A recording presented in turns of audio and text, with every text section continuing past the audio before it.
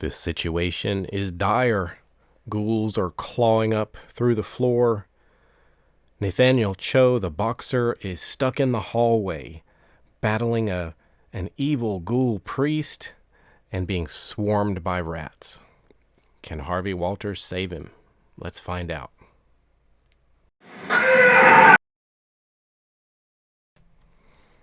Hey everybody, Robert from Black Belt Gaming. I think this is round 8.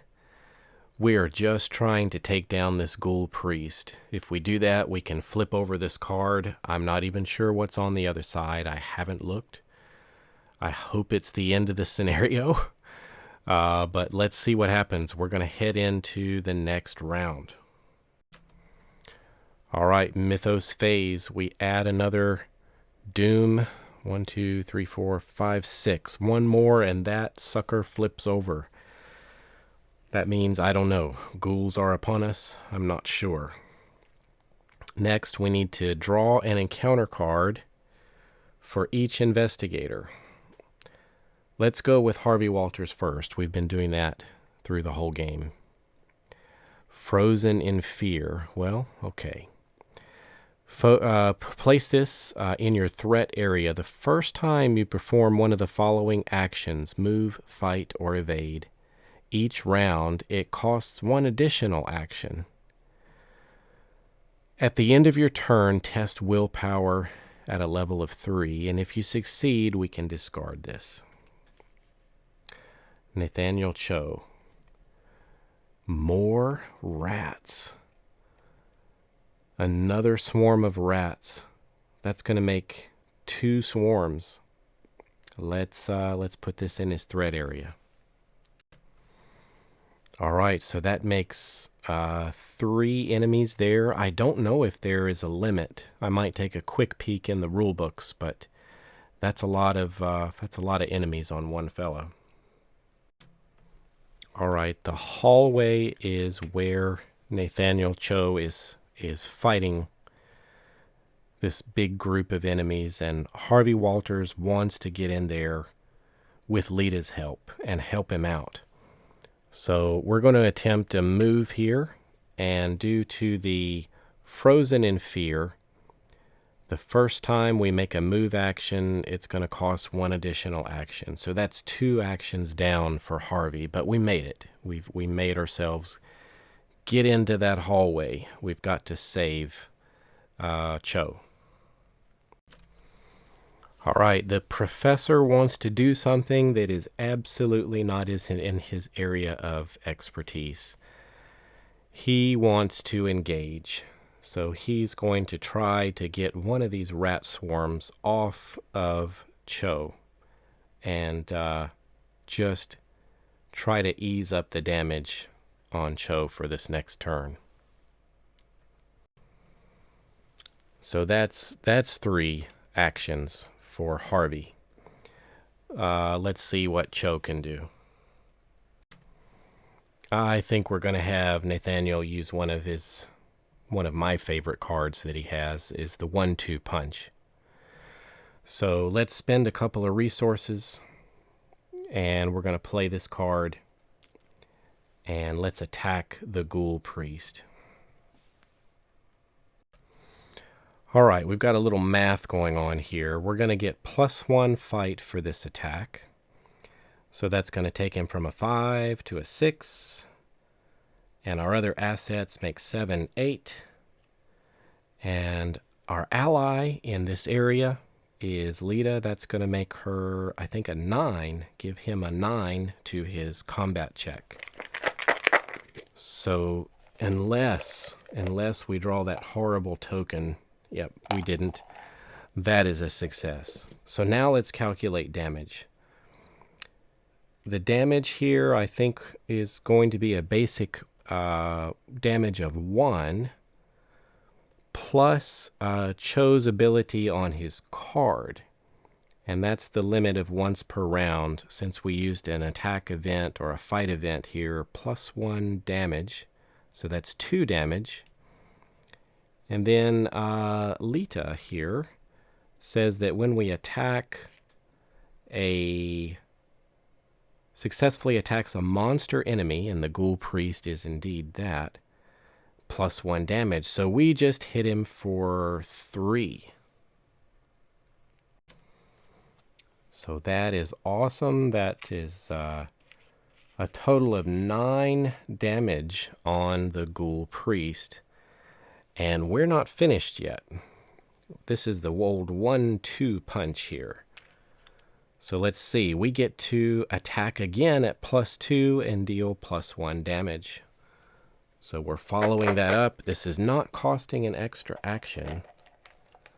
And we get the 0. That is a successful hit. Damage calculated is a basic 1, +1 damage from the old 1-2 punch. That's 2 damage.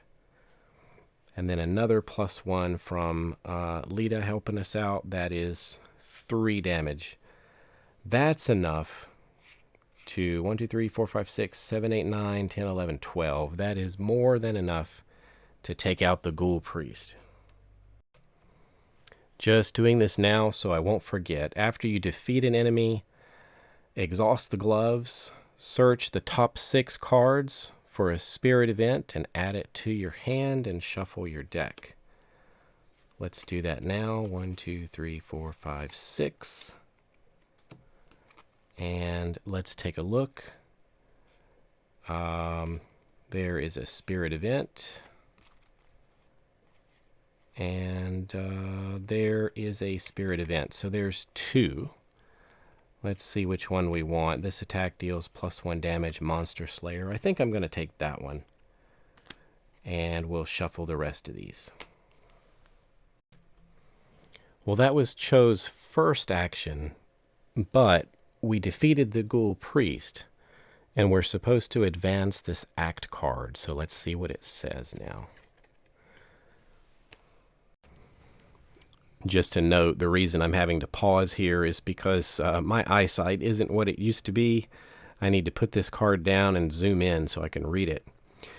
When the robed creature falls, the fiendish swarm, all right, the fiendish swarm maybe of ghouls, burrows back into the ground, and the chaos of the house quiets. But the stranger in your parlor doesn't seem relieved. You broke my seal that was set to trap the ghouls within. She raises her torch. Now we must take more direct measures and burn this hell pit to the ground. The lead investigator must decide and choose one.